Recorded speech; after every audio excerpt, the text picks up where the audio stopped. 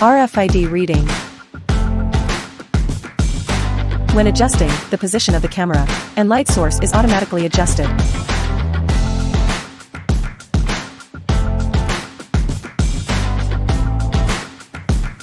The qualified silk ingots detected by the system flow out, normally through the OK material channel. When the system detects a defective spindle, it will automatically start the pick.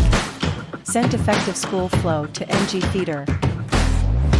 It is designed with the function that the entrance will not be released after the exit of the external inspection machine is blocked. Ensure that the system does not affect the detection accuracy due to the lack of collected information.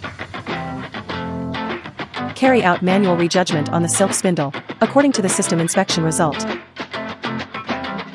Reject defective wires after confirming NG. Pallet automatic replenishment circulation. The operator clicks the OK button on the system interface and confirms the corresponding defect information.